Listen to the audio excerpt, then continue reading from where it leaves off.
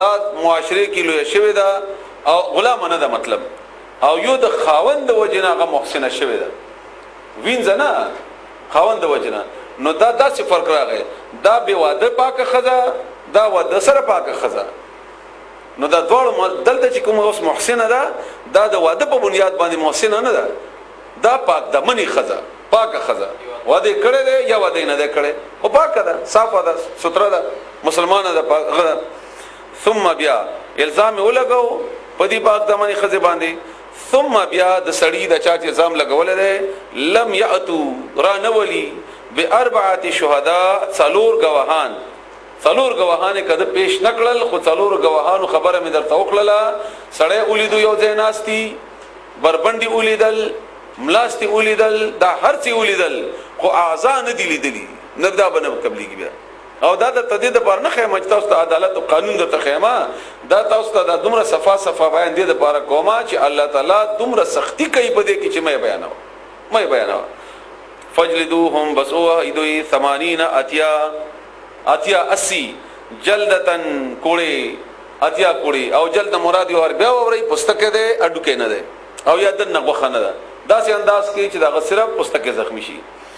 ولا تقبلوا او تاسو بنه قبل وی لهم د دوی شهادتن گواہی ابدا همیشه یو ور د ګناه په ثابت شو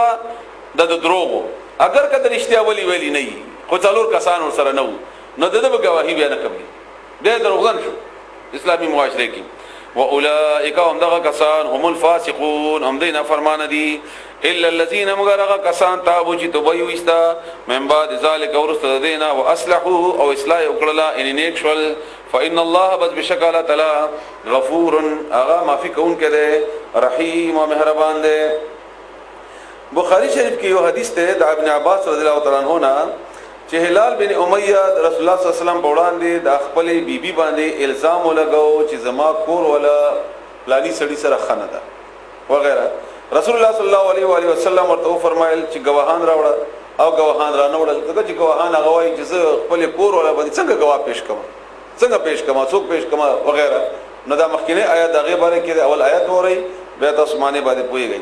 والذین او هغه کسان يرمون چې تهمت ولګي ازواجهم په خپل خذ باندې لم يكن او نوی لهم د سرا شهدا او گواهان الا مگر انفسهم خپل ځانونه د دوی ان یو خپل ځان دي نو دغه گواه نشي پیش کوله او دلته خذ ده نو د سره وخت به نه تیری د سره څنګه وخت راي بیا وڅ کی فشهادته بس گواهی ده احدهم یو کس د دوینا اربع څلور شهادات قسمنا څلور واره بده قسم کوي او د قسم طریقه ملا خدل ده بالله بالله باندې انه چې بشک دا سړی لمن الصادقین دا رښتیا وایي چې د خزې دا بدکاری کړی ده څلور قسمونه نو د یو قسم به د یو سړی قائم مقام شي والخامسه او پنځمه خبره بدا کوي د قسم په وخت کې چې دا سړی دی چې زیا مدرشتیونه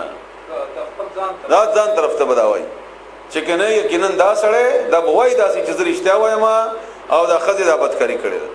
والخامسه بنظم خبره بده دا کوي ان لعنت الله چې لعنت د الله تعالی علیه په دباندې ان کان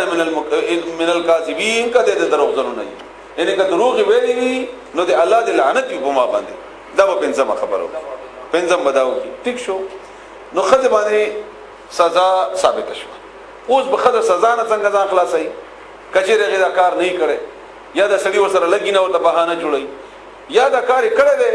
خو هغه لپاره خو اقرار یا څلور کسانو گواهی ده خو حد نافذ کول لپاره خو څلور باقاعده سړي ضروری دي دلته خو صرف دومره اجازه ته چې دا خزه د سړي نه خلاص شي سزا د بیا په دې بنیاد باندې شي کوله دغه چې الله فرمایي ويدرؤ او اشاره ولې شي عنها د خزنه العذاب سزا حد زنا یعنی زګه چې شادي شوده د نورجم ده اندا چې تشهاده د گواہی ورکی اربع شهادات وکړه څلور کرته بالله بلا باندې انه من الکاذبین چې دا سړی دروغجن دی انه دا سړی دا کوم چې دا قسمونه خورلې دي لمن الکاذبین دا دروغجن دی دروغ وایي والخامسه او بنظم ان دا غضب چې غضب دی وی غصه دی وی الله تعالی علیها پدی خزه باندې دا اوس مؤنث ته صيغه پدی خزه ان کان من الصادقین کچری وی دا سړی درشتونو نه کله سړی رښتیا ویلی وی نو په ما دي لعنت نو اوس دوه قسمونه راغله ادم وکړو نو د باندې سزا ساکته شو نکاح ختم شو نکاح ختم شو سزا نه کیږي سزا کنه کیږي چې دا هغه څلور خو سړی خو نشته کنه څلور قسمونه دي داغه مقابله کې دلته څلور قسمونه ودرېدل نو دیو جن هغه باندې سزا نشي ورکوله ها اوس کده قسم نه کوي نو چې قسم نه کوي نو دا په دوا شونه په د باندې ثابت شول یو دا قسمونه د سړی او بل دا یو قسم د اقرار شو دا عمر الله چې او دغه سیوا دغه عمر انا غشول اور باندې نو د قسمونه به سزا اشاره کی خود دې نکاح دا ختم شو دا فسخ شو هغه د بار اضافي د طلاق وینا او یا د بل نور خبرو ضرورت بیا نشته